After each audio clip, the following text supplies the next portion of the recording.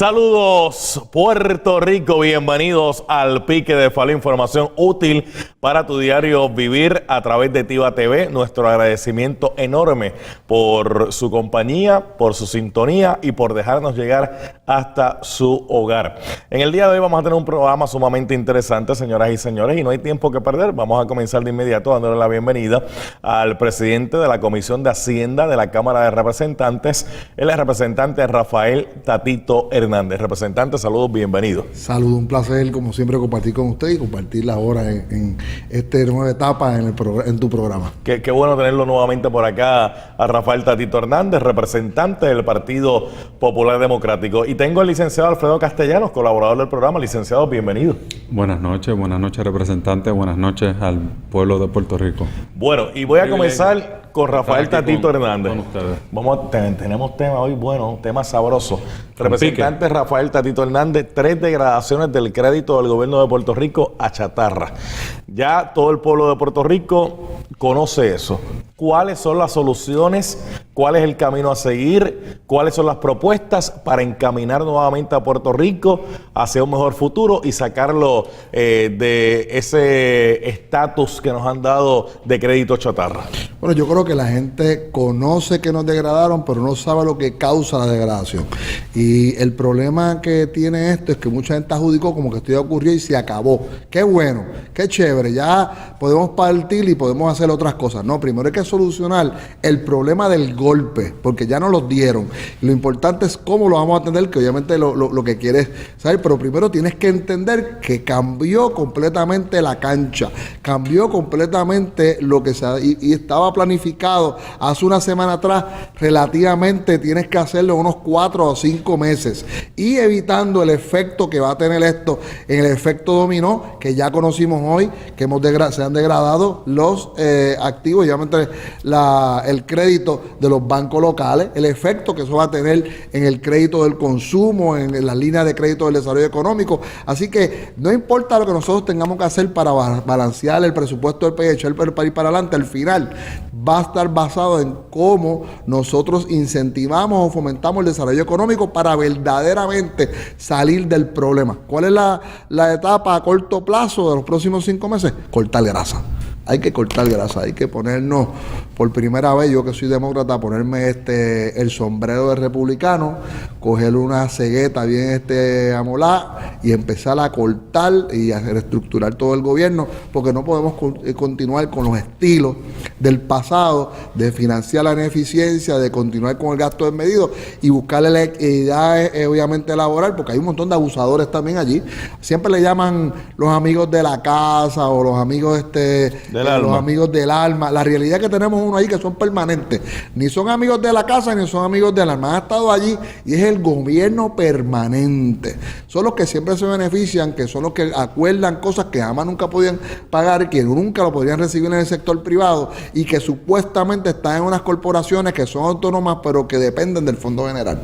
Y si dependen del Fondo General y en el Fondo General los empleados de las diferentes instituciones del gobierno se tienen que ajustar el pantalón, pues esas corporaciones que obviamente dependen de ese mismo fondo, que dependen de los recursos del gobierno, tienen que ajustarse el pantalón también. Así que eso es lo que vamos a estar viendo por los próximos 5 meses, mucha reingeniería. Obviamente la reingeniería no tiene un efecto automático, pero te garantiza que nos podamos hacer una transición permanentemente, evitar el gasto en exceso. Como se aprobó este lunes, la medida 857 del Senado, que establece que no se puede buscar más financiamiento si no tienes un instrumento, una garantía de capacidad de pago. Así que se acabó ir allí.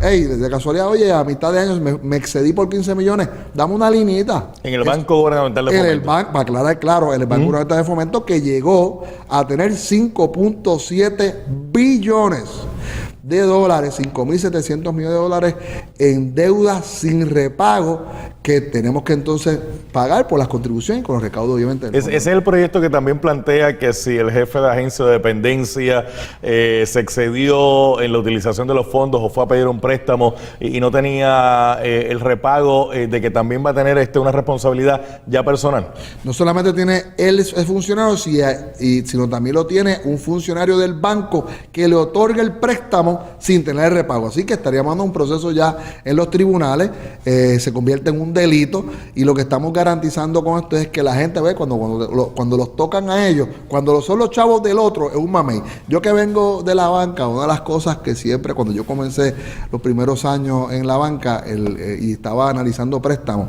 hay un concepto: si los chavos fueran tuyos, tú los darías.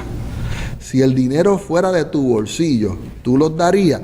Y yo creo que la gente que ha estado en el gobierno está bien distanciada de la realidad, que los chavos son tuyos, porque tú los pagaste las contribuciones, pero no lo sienten, no lo entienden de esa manera, y fueron muy liberales y muy simplistas al momento de administrar el gobierno. Y hoy lo estamos pagando y se acabó. Juego nuevo. Hay que cortar grasa, hacer unos ajustes a corto plazo. Algunos van a ser temporeros. Vamos a comenzar por ahí. Porque usted dice que se acabó el pan de piquito. Que hay que cortar grasa. ¿Dónde hay que cortar esa grasa? ¿Por dónde usted comenzaría a hacer esos recortes?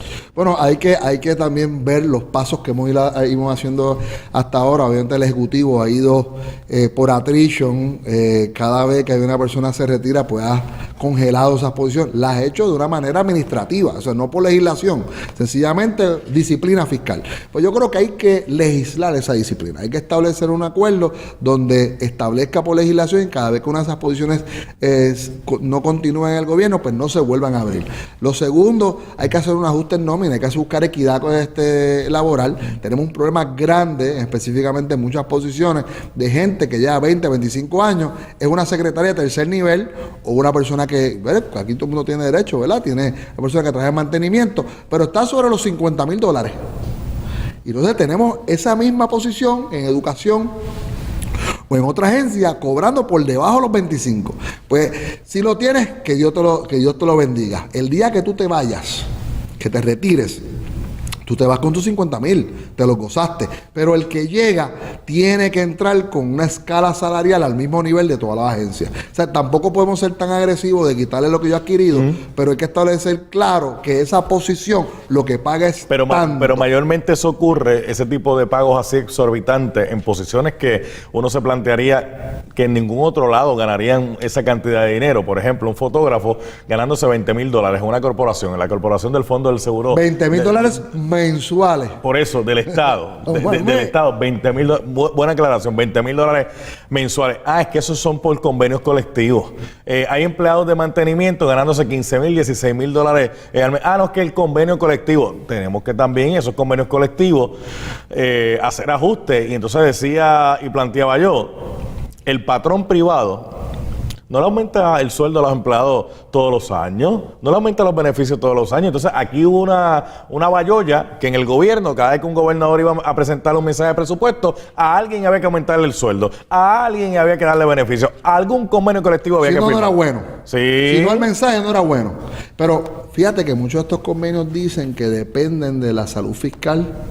En alguna línea lo dice, dependiendo de la salud fiscal que tenga la empresa o la corporación pública. La realidad es que eso no lo miden. Ellos van al aumento y lo negocian sin importar la realidad económica que tienen. Así que yo creo que esos convenios, todas esas estructuras, va a obligar ahora a las corporaciones a verse que no pueden buscar financiamiento. O sea, eso no hay que legislarlo, ¿verdad? Porque va a ser el efecto de estas corporaciones no van a tener financiamiento, no van a tener acceso.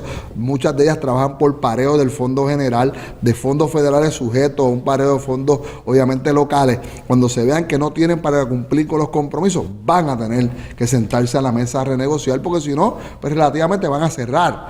Así que hay que entrar en un proceso de lo que es la reginería. Pero el gobierno es muy grande. Puerto Rico tiene demasiadas agencias de gobierno. Yo no diría que a mí no me gusta el concepto de gobierno es grande. El gobierno tiene muchas duplicidades. Yo podría tener la misma cantidad de gente y todas trabajando y yo no tengo ningún problema. El problema es cuando tú tienes una trabajando y una no. Cuando tú tienes un acuerdo de un segundo turno porque tiene que ser una jornada completa y un ejemplo, yo te voy a decir un dato, yo sé que las guaguas, la gente que trabaja las guaguas y el mantenimiento de las guaguas de la AMA es un turno completo.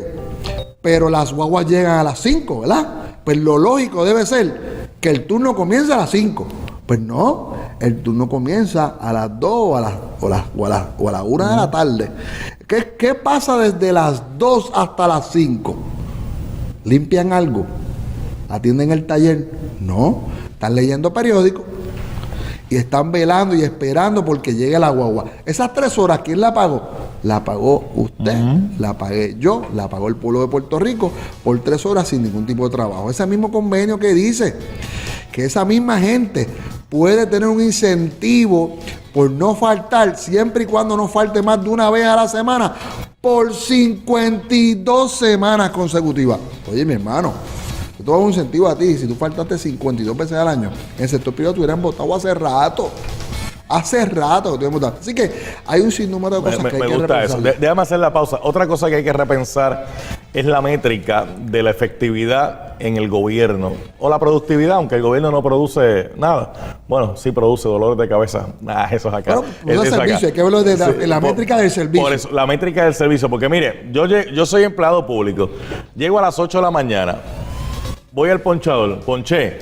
A las 8:05 estoy todavía hablando con los compañeros. A las 8:10 voy al cafecito. Regreso a las 8:20. A las 8:20 voy a atender a la primera persona que tengo en turno. Con esa persona lo mismo puedo estar 10, 15, 20, 30 minutos, 1 hora, 2 horas. Llega otra vez el café, voy otra vez al café, así sucesivamente. Yo voy a cobrar lo mismo. Haya atendido una sola persona ese día que haya atendido 20. Voy a cobrar exactamente lo mismo. Entonces, ¿para qué yo me voy a afanar en atender la mayor cantidad de público y brindar el servicio efectivo si yo atendiendo a uno me van a pagar lo mismo? ¿Me van a pagar igual? No, hay muchas irregularidades. Un ejemplo, en el caso del ofrecimiento de servicios en las escuelas, le dan un job a estos funcionarios para el segundo piso, el tercer salón. Y llegan allí y van al segundo piso, al tercer salón, le cambian la luz, que es un botón, una bombilla. Pero habían 2 salones más abajo que también se fundió. ¿Usted cree que funcionarios de esos se han atrevido a irse de la escuela porque en ningún momento en el trabajo del ofrecimiento del día se lo incluyeron y se fueron? Bendito sea el Señor. Eso para mí que esto está en contra del concepto básico de un ofrecimiento de servicio a una persona justa. Voy a la pausa y al regreso continuamos dialogando con el presidente de la Comisión de Hacienda de la Cámara de Representantes, Rafael Tatito Hernández, y también ya en el segundo segmento está con nosotros el licenciado Alfredo Castellanos. Regresamos en breve.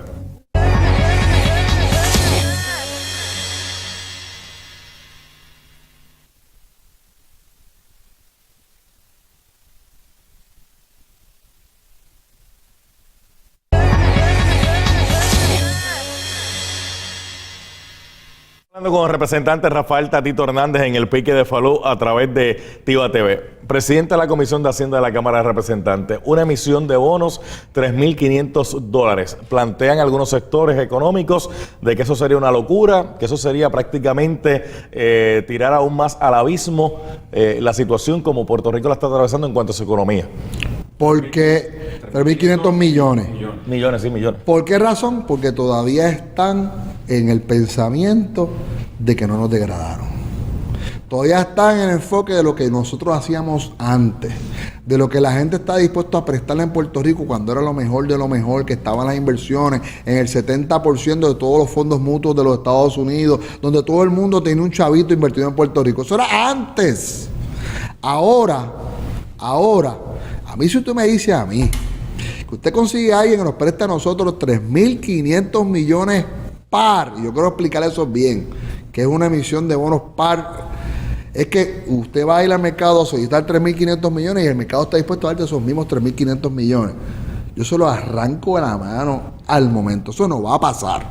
Lo que va a pasar es que nosotros vamos a buscar 3.500 millones y el inversionista va a decir, usted sabe una cosa, ese instrumento que usted tiene hoy se está tradeando en el mercado a 60 chavos, 80 chavos, 90 chavos. Yo te voy a dar de ese papel, de esos 3.500 millones, que es lo que yo autorizo al gobierno, yo te voy a dar 90 chavos de cada peso. Pues usted le quita 3.5 a eso que está ahí. Así que no van a venir 3.000, quisiera yo tener los 3.500 millones. Eso, lo que nosotros estamos buscando, y es nuestra meta, y ha sido nuestra meta desde el año pasado, cuando fuimos y traímos el producto del arbitrio reductor para poder repagar los 2.200 millones de carretera. Nosotros estamos buscando 2.000 millones hace rato porque sabemos que con eso cogíamos vida. Con eso íbamos a poder echar para adelante. hicimos lo del árbitro reductor, obviamente para hacer esa transacción había que hacerlo de la nueva ATI, había que sacar todos los gastos de toda la estructura de transporte colectivo de carretera, eso no se ha hecho, así que no se ha ido al mercado y no ha habido un novio para esos 2,000 millones. Arreglamos Cofina y aumentamos la capacidad prestatoria de Cofina de 2.75 a 3.5. Creamos Cofin para los municipios y creamos el Cofina con 0.5 de los municipios dentro de Cofina para darle más certeza. Y tampoco hemos podido ir al mercado porque ahora, después de la degradación, nuestro principal crédito del IBU no es atractivo para el mercado. ¿Por qué? Porque nuestro comprador no era el comprador de ayer. Nuestro comprador de hoy, que es otro tipo de comprador, lo que le interesa es la deuda soberana.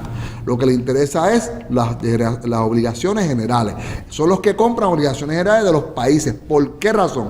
Porque la obligación general está cubierta por la Constitución, tiene el CLOVAC y te permite que en el momento que el fondo no pueda cubrir, puede tener una apropiación del arbitrio reductor, puede tener una apropiación de otra partida del Estado y pagarse el primero y después satisfacer el compromiso de la otra. Así que aquí lo que estamos hablando es que cambiamos nuestro modelo de buscar financiamiento, son los mismos 2,000 millones que estamos buscando hace rato para cumplir con los compromisos del déficit finance que dejó la pasada administración, para cumplir con los compromisos de nuestro déficit finance, para bregar con los adelantos, con los trans, con todo lo que corre típicamente en la operación típica del gobierno, pero que estamos utilizando el único instrumento que tiene viabilidad hoy en el mercado de financiamiento de gobierno, que obviamente es una emisión de bonos. Así que si consiguiéramos, y nosotros consiguiéramos unos banqueros que fueran lo suficientemente hábiles para conseguirnos 3.5 billones de pesos, amén, eso no va a pasar. Así que nosotros tenemos que, dentro del ballpark, conseguir 2.5, 2.3, 2.4, o sea, lo que esté más o menos por ahí, que podamos cumplir con el desglose de compromiso que tenemos en nuestra agenda. Además a eso, tiene que estar claro que eso es siempre y cuando podamos negociar con los $1,000 millones que se pagaban y se adelantaban el año que viene y que ahora se tienen que refinanciar en estos próximos 2 meses. Yo quiero explicar eso un momento porque la gente lo escucha y como que no lo entiende.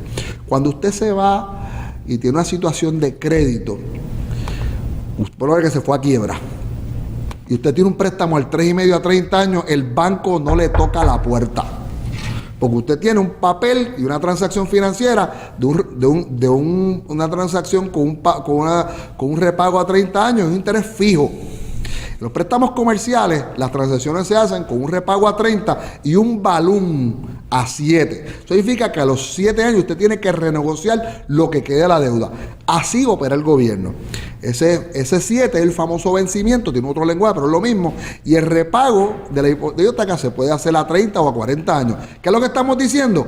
Que las deudas que nosotros teníamos que renegociar, porque el vencimiento de los 7 años era el año que viene, tenía una pequeña clausulita en una esquina que decía que si el crédito del país baja a no investment grade, usted tiene que adelantar o en efectivo o me refinancia la deuda porque ese no fue lo que usted acordó conmigo. Eso que acaba de ocurrir. Y esos son 940 millones de dólares. Así que hay que hacer 2 cosas. Que tienen que buscar en cuánto tiempo. O los paga para hoy, para ayer, para marzo, lo más tardar. Esos son 940 millones que nosotros estamos sentados ya en la mesa diciéndole a esta gente, hey, vamos a renegociar. Obviamente no va a ser al 3,5, va a ser un interés más alto. Así que no es sencillamente los 640 millones de corte. Ahora vamos a aumentar el gasto del gobierno porque va a salir más caro el financiamiento y hay que buscar mucho más recursos del gobierno. Así y recurrente. Esto no es vender, como decía mucha gente, vamos a vender activos. Y bueno, tú vendes un activo una vez y el año que viene no. O sea que esto tiene que ser cosas fijas que se mantengan recurrentemente porque usted quiere cobrar todos los años. O si usted fuera a prestar a los chavos, usted quiere que le paguen los intereses todos los años. Así que lo que estamos haciendo es que tenemos una transacción relativamente casi 3 billones de pesos, una renegociando los adelantos y la otra de los 2,000 millones lo que teníamos atrasado. Bueno, voy a darle paso al licenciado Alfredo Castellanos, pero antes de eso, la gente se va a tener que ajustar. mira, aquí se van a ver afectados, todo el mundo se va a ver afectado. ¿Vienen más contribuciones? No vienen más contribuciones porque... ¿Y de dónde tela se araña no teje? Excelente. ¿De dónde tela se araña no teje? Porque el sector privado del país, la gente que esto está escuchando y nos está viendo, lleva 10 años ajustándose los pantalones. Lleva 10 años pagando, lleva 10 años ajustando su línea de crédito, lleva 10 años ajustando su plantilla, lleva 10 años trabajando más horas, lleva 10 años sacando los nenes del colegio, lleva 10 años comprándose un vehículo más pequeño, 10 años. Pero el gobierno quería seguir acá arriba, gastando. Pues llegó la hora que lo mismo que ha hecho el sector privado y el que va de a pie, se ajuste el pantalón del gobierno. Ya era hora, porque no aguanta más. Y el que tiene que hacer el ajuste grande, donde se tienen que hacer los ajustes grandes y significativos, no es en los recaudos. Sí, tenemos un montón de legislación aprobada para fiscalizar, para garantizar los cambios que hemos hecho en el IVU y todas estas estructuras que van a estar implementándose relativamente en los próximos días. Pero el ajuste grande, el significativo, el duro, el que muchos de ustedes dicen, caramba, pero yo me lo hice porque esta gente no está dispuesta a hacerlo, lo tiene que hacer el gobierno. Y esa es la noticia fuerte. Bueno, lo hará el gobierno, licenciado Alfredo Castellano, porque la gente lo que está planteando es que en toda esta crisis lo que han venido es a darle más aumento de sueldo a los amigos del alma, a los familiares de la casa, y entonces la gente dice, oye, pero si la cosa está tan crítica, ¿cómo es que aparece chavo para esos aumentos de sueldo? Hemos creado unas posiciones que antes no estaban, o si estaban, habían dejado de funcionar y regresamos con ellas de nuevo, como es el comisionado de Vieques y Culebra, que está en una oficina que hay que pagarle un salario, ¿verdad? Hay que pagarle un personal que trabaja allí. Estamos hablando de las procuradurías que antes las habían fusionado, las volvieron a crear nuevamente, las procuradurías, sacaron a los procuradores que estaban, nombraron nuevos procuradores, pero el tribunal, tanto federal como el tribunal estatal, paralizó algunos de los nuevos nombramientos. Y si no hay, ¿cómo es posible que se están haciendo todas estas cosas en el país, todos estos cambios? Interesante, ¿verdad? Y cuando decimos que a la gente no le van a cobrar más contribuciones, pues es que la gente ya no tiene dónde sacar. Ya la gente, mire, lo que ya, como dirían allá en mi barrio, han arañado hasta donde no pueden. ¿Cómo vamos a resolver este problema? No me lo diga ahora, me lo dice cuando regresemos aquí en el pique de Falo.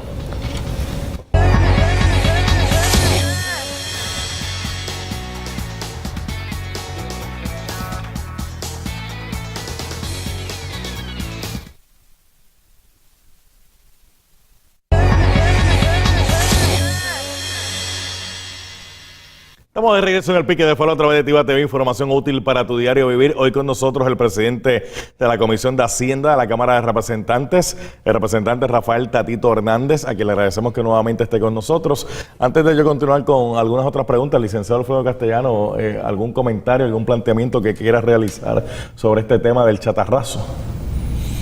Bueno, más del que ya hemos estado escuchando, yo creo que en términos de lo que acaba de esbozar el honorable representante, yo, que pertenezco al sector privado, y lo he indicado en reiteradas ocasiones aquí en el Pique de Falú y en otros medios, podemos hablar y tratar de identificar partidas específicas utilizando nuestra creatividad para resolver un problema inmediato.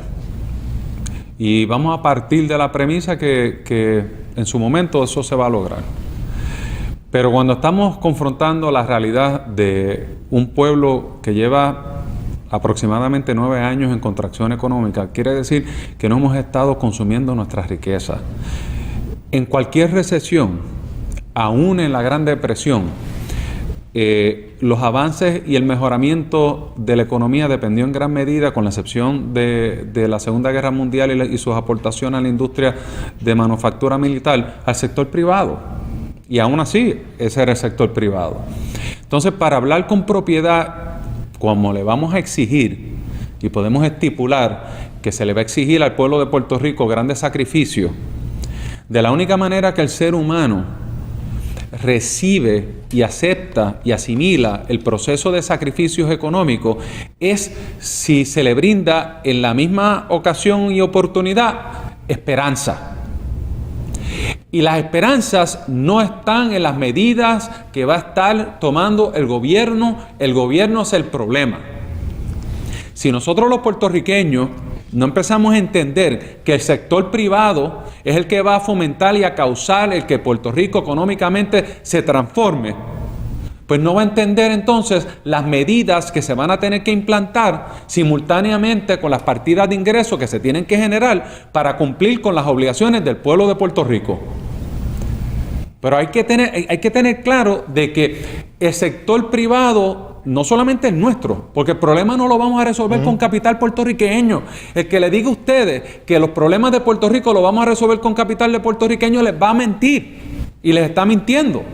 Nosotros como puertorriqueños tenemos que estar conscientes que nuestra isla necesita una inyección de capital y el mundo y la economía internacional y la economía nacional sí tiene los recursos para invertir en el sector privado, no prestar, no estamos hablando, vamos a separar la diferencia de acudir al mercado de inversiones a nivel gubernamental vis a vis el capital, inclusive el capital privado que existe en el mundo entero, que se presta precisamente porque cuando hay crisis para unos, son oportunidades para otros. Y nosotros los puertorriqueños tenemos que entender que nos tenemos que convertir en los mejores vendedores de nuestra riqueza, de nuestra capacidad de generar nueva riqueza. Y eso requiere un plan de desarrollo económico que no se le ha presentado al pueblo de Puerto Rico, porque ni tan siquiera aquí lo podemos discutir. Podemos hablar de medidas específicas y partidas específicas para resolver un problema de inmediata urgencia que está confrontando el Estado. Pero hablar con propiedad de cómo vamos a generar 500,000 nuevos empleos en Puerto Rico, de cómo vamos a lograr inversiones billonarias en Puerto Rico, de cómo vamos a atraer las grandes fuentes de capital que están en el mundo entero, con la excepción de Puerto Rico, pues entonces ahí el pueblo va a poder empezar a entender cómo es que vamos a resolver este problema y cómo de aquí posiblemente, con la ayuda de todos y el sacrificio de muchos, de aquí a 10 años, podemos mirar hacia atrás y decir, en efecto, logramos salir de nuestra crisis y Puerto Rico está prosperando nuevamente. Pero no podemos estar ofreciendo que de 1, 2, 3 años todo va a mejorar en Puerto Rico, porque eso es faltarle a la verdad. Representante Tatito Hernández. Muy certero. La realidad es que no es el gobierno el que va a levantar al país, y el gobierno no puede ser la retranca o no puede ser la carga que evite que ese sector privado arranque. Vamos a entender esto. El que te diga a ustedes que va a eliminar contribuciones le está mintiendo, porque el costo de la operación va a estar ahí. Es qué contribución o qué mecanismo de recaudo le afecta más al contribuyente que genera riqueza en Puerto Rico. Fíjate que separé al contribuyente de ese capital extranjero del que genera riqueza en Puerto Rico, que es el puertorriqueño. Es obvio que tiene que haber una inversión de capital extranjero. Es obvio que tiene que venir los recursos y las fábricas y estas estructuras para que siempre se nutren del instrumento de nuestra capacidad contributiva al momento de hacer negocio, de ese ofrecimiento contributivo de créditos e incentivos. La pregunta es si vamos a cometer el error del pasado de la primera vez que estuvimos en esta situación, que fue para la época, obviamente, de cuando se crea todo este cambio radical del sistema agrario al sistema industrial del país. En aquel momento, Puerto Rico no tenía ingenieros. En aquel momento, Puerto Rico no tenía empresas que tuvieran grandes líneas de crédito. Puerto Rico no tenía la tecnología, la expertise, la infraestructura, no tenía contratistas, y el enfoque fue exclusivamente de empleos. Ese no puede ser el enfoque. El enfoque ahora tiene que ser de participación empresarial, de cómo usted viene aquí y hace negocio en Puerto Rico, pero el contratista de esa fábrica va a ser puertorriqueño, el que valide esa fábrica va a ser puertorriqueño, el que le haga la contabilidad va a ser una firma puertorriqueño, el bufete que haga los contratos y los acuerdos con el gobierno sea puertorriqueño, o esté asociado, o tenga participación, o tenga algún tipo de instrumento financiero con empresas puertorriqueñas. Así que nosotros estamos tocando un repensar completo del sistema de crédito e incentivos contributivos, y lo estamos haciendo ahora. Resolución de la Cámara 594, que se detuvo el proceso de investigación. ¿Cuándo? Cuando nos hicieron las 2 extraordinarias en Navidades. Pero arrancamos. Ya tuvimos los turistas, ya tuvimos obviamente la industria de hospitales. ¿Sabes qué nos percatamos? que alguien quitó de la ley de incentivos industriales y de incentivos específicamente del sector de la construcción de hoteles una pequeña lineecita que decía que cuando usted iba a comprar bienes tangibles o servicios en Puerto Rico, primero verificaba si había un ofrecimiento local. Eso lo quitaron. ¡Uf! Desapareció. Pues el hotel, los últimos 3, uno en Dorado y 2 en el área de San Juan, ni el tratamiento de techo es de Puerto Rico. La compañía de administración del proyecto no es de Puerto Rico. La compañía que hizo el diseño no es de Puerto Rico. Pues, ¿qué estamos haciendo? Estamos incentivando que el dinero se vaya. Así que lo que tenemos que hacer es repensar. Eso es lo primero, porque desarrollo económico. Y lo segundo es que si tengo que cobrar contribuciones como quiera, porque las tengo que cobrar, ¿dónde me hace menos daño? Y yo he identificado 2. Podemos sentarnos a ver después cómo la distribuimos, pero todo el mundo está de acuerdo en esta primera. Elimíname el CRIM mueble. Elimíname el que yo tenga que pagar por algo que no vendí. Pues yo tenga que pagar por un tax de las propiedades que yo tengo, que las tengo para producir. Cóbrame de lo que yo venda, pero no me cobra de lo que yo no venda. Y lo segundo, quítame carga de la contribución de ingresos. Yo estoy dispuesto a abrir los libros. Dime cuál te molesta más y le llevamos un censo.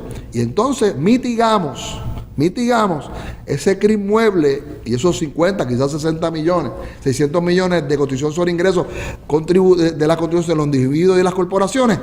Es un arbitrio. Déjeme darle paso al licenciado, pero elimine el patentazo nacional, que está en todas las empresas. Elimine el patentazo nacional. Es parte de la contribución sobre ingresos. Pero nuevamente, estamos hablando y enfocándonos en las partidas de recaudo que tiene el Estado.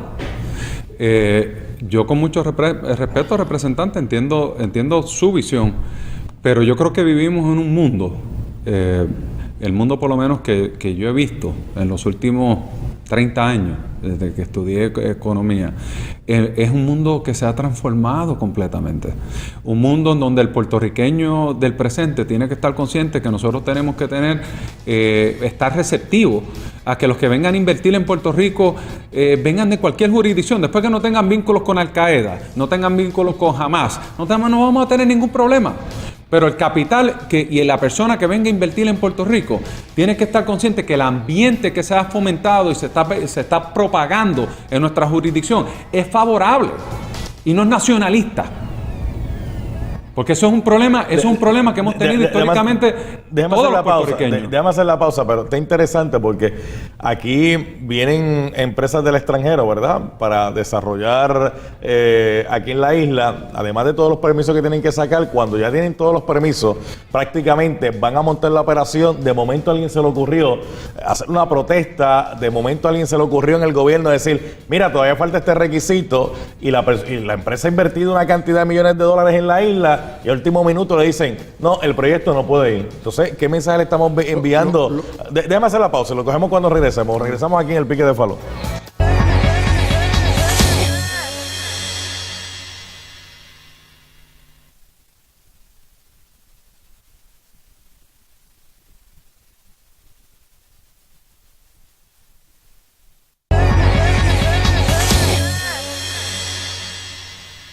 Aquí estamos de regreso en el Pique de Falú a través de Tiva TV. Gracias por estar con nosotros. Gracias por dejar que le visitemos en su hogar discutiendo siempre los temas de importancia. Hoy con el presidente de la Comisión de Hacienda, Rafael Tatito Hernández. Dejamos en el tintero un comentario de su parte reaccionando, ¿verdad?, a los planteamientos que se hacen de empresas que vienen a Puerto Rico, quieren hacer negocios, le ponemos 20 peros.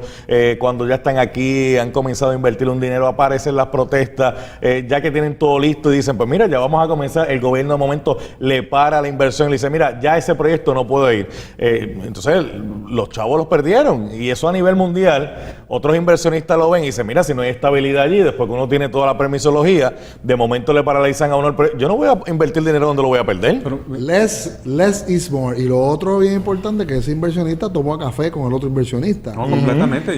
Y se crea un ambiente negativo. Y precisamente, hablando del ambiente negativo, y las experiencias que yo he tenido sentándome con directores y juntas y presidentes de compañías multinacionales y el por qué no invierten en Puerto Rico, a mí tengo esta espina.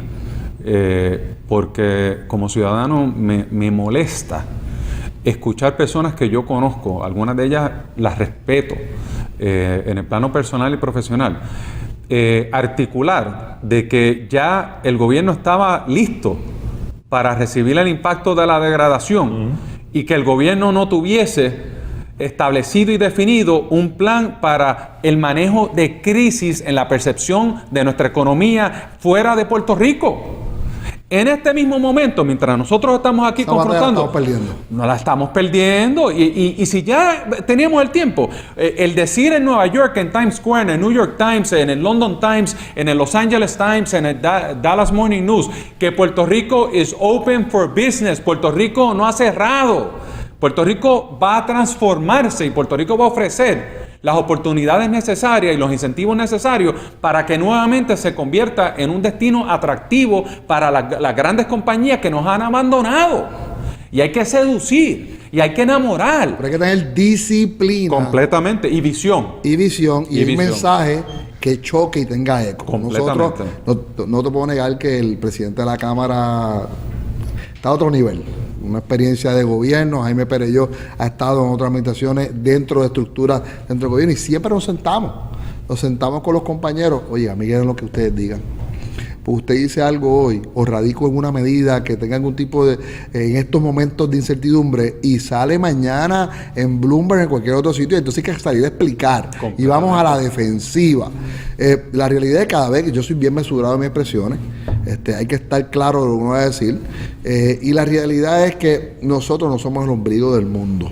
La gente quiere invertir para ser chavo. Correcto. Aquí nadie invierte para perder. Aquí eso usted no lo hace porque está esperando que otra persona lo haga. O sea, póngase en la posición de usted como persona.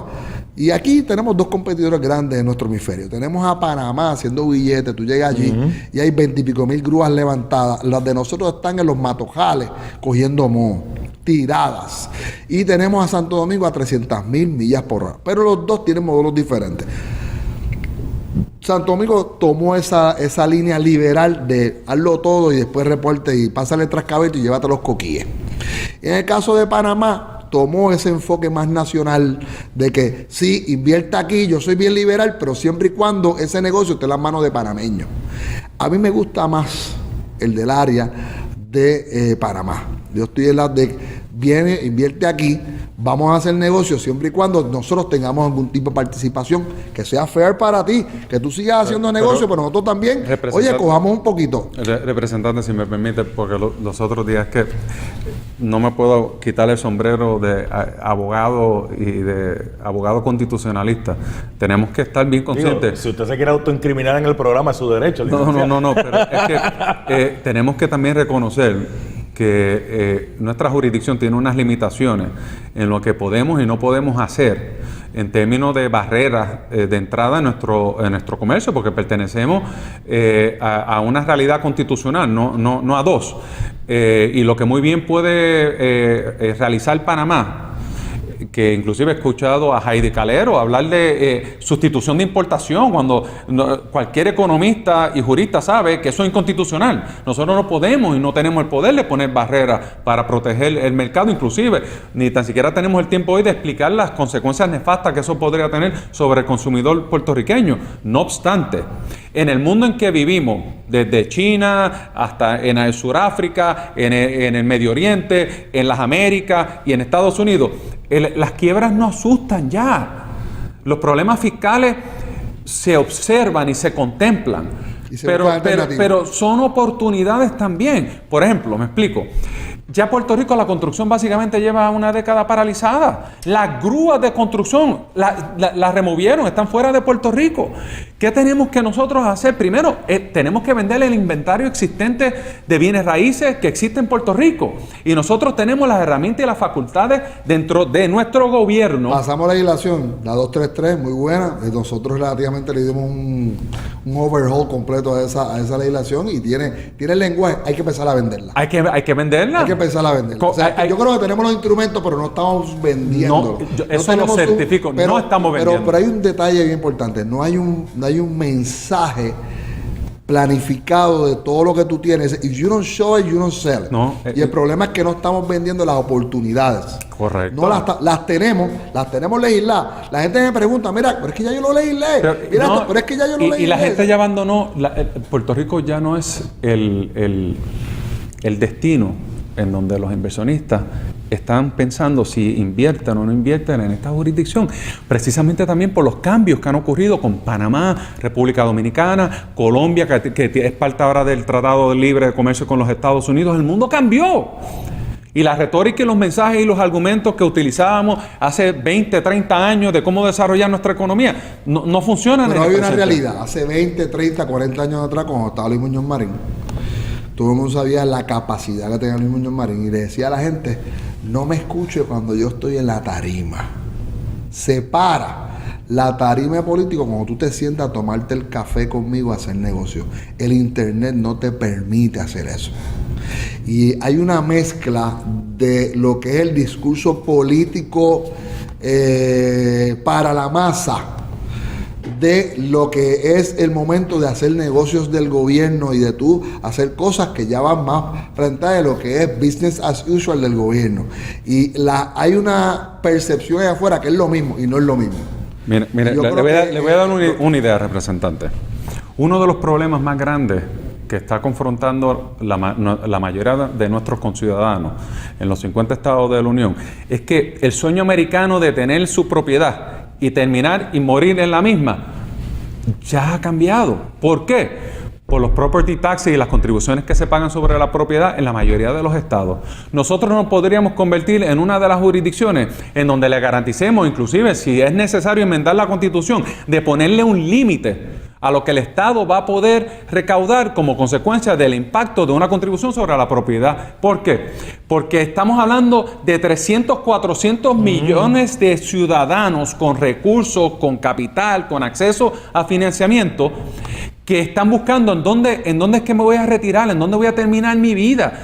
Muchos buscan en Costa Rica, muchos buscan en otras jurisdicciones, pero si uno mira aquí Palmas del Mar, si uno mira aquí otras zonas que se prestan para ese tipo de evolución económica y le incorporamos y le insertamos dentro de unos mensajes positivos con una campaña mediática que contrarreste los ataques que estamos recibiendo a diario. Más adicional a eso tú le estás aplicando que estás asumiendo que esa persona tiene entre 65 y 70 años, está en otra etapa de su vida y la calidad del ofrecimiento de salud de Puerto Rico es top of the line. Envidia de cualquier otra jurisdicción. Así que tú tienes calidad también en el servicio hospitalario a un costo bajo. Tú haces tremendo package. Si me permite, pero al final no lo estamos vendiendo. Oye, pero otra idea que esto está picoso, señores. No, pero es que hay buenas ideas y hay soluciones. Lo que quiero es que todo el mundo esté consciente que hay soluciones. Florida, nosotros podemos seguir parte del ejemplo, pero necesitamos, por ejemplo, la ayuda del gobierno federal. Y me explico.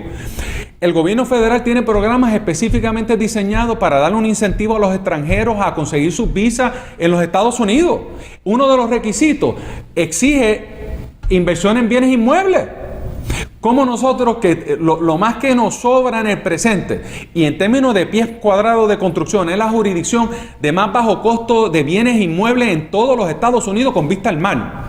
¿Cómo nosotros no vamos a acudir a la ayuda del gobierno federal y hacer una alianza para que cuando ellos vayan y vendan esas visas con el Departamento de Estado, digan, no, Puerto Rico es una opción también para ustedes, no se tienen que limitar? A través de la ley 20 y 22 se está haciendo mucho. Pero volvemos a lo mismo, están ahí, están legisladas y hay que integrarlas en un plan de mercadeo para traer ese capital. Oye, y esto no es una cosa de un anuncio, un periódico, es otro mercado selecto que tú tienes que tocarle la puerta. Se me acaba el tiempo, pero quiero preguntar antes que se me retires. Los voy a invitar nuevamente. Vamos a eliminar el IBU. Eliminar el IBU, bueno, si tú me traes 17 billones de dólares que tiene comprometido el IBU, que la garantía es un sales tax, que obviamente es un mercado que compra ese producto. Eso es como tú decir, yo tengo 17 billones de dólares en hipoteca y yo voy a llamar a mi banquero y le voy a decir, oye, by the way, esos 17 billones en hipoteca te cambié el pagaré y la garantía, ahora tienes 17 billones en auto. Y dice, pues yo te voy a demandar mañana. porque yo no puedo hacer ese cambio porque es otro tipo de producto. Pero si no se puede eliminar el IBU, si el IBU está ahora mismo atado a COFINA, hay que parar. ¿Por qué decirle entonces a la gente vamos a eliminarlo? Hay que eliminarlo. Nadie ha dicho que lo eliminemos. No, nadie ha dicho que hay que reestructurarlo, hay que hacer ajustes, pero yo no estoy de acuerdo en ahora entrar en momentos difíciles, en momentos de cambio, empezar a traquetear todo el sistema contributivo. Hay muchas cosas que podemos hacer, pero dentro de una cosa real, oye, se ha legislado una infraestructura completa para esto, y empezamos con el IVA. Relativamente, el IBU dejó el IBU. Lo único que tiene el IBU hoy, de lo que tenía hace un año atrás, es el nombre.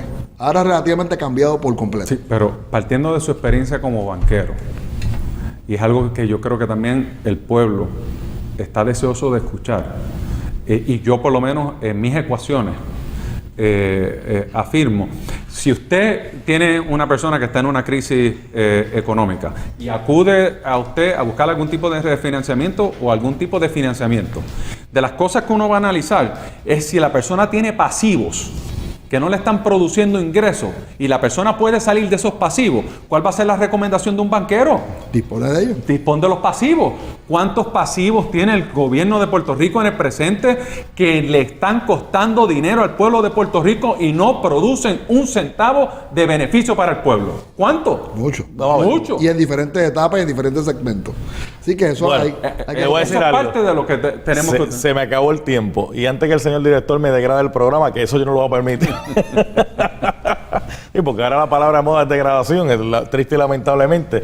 Nos vamos a tener que despedir. Representante Rafael Tatito Hernández, presidente de la Comisión de Hacienda, cuando usted quiera puede venir aquí al programa con mucho gusto, presentar cualquier proyecto, hablar con el pueblo de Puerto Rico, cuando usted lo desee. Nos comprometemos a traerle aquí, discutir con calma el plan cuando sea radicado por el Ejecutivo de todo lo que tiene que ver con los ajustes obviamente del presupuesto y nuestro plan en la Cámara que va a ir trabajando mano a mano con esa legislación. Si se hacen enmiendas, si se hacen ajustes, lo discutiéramos aquí de frente con el pique de Falú para que la gente lo entienda. Gracias, representante Rafael Tatito Hernández. Gracias, licenciado Alfredo Castellano, nuestro analista aquí en el programa. No, muchas gracias a ti, Falú, y al representante y al pueblo televidente, a todos, por este privilegio. A mí me encanta el licenciado, porque el licenciado empieza suavecito y se va poniendo picoso. Y entonces cuando se termina de poner picoso, cuando nos despedimos, baja otra vez. Es que corría maratones. ¿Verdad que sí? Es cierto. Gente, que la pasen bien, bendiciones, cuídense.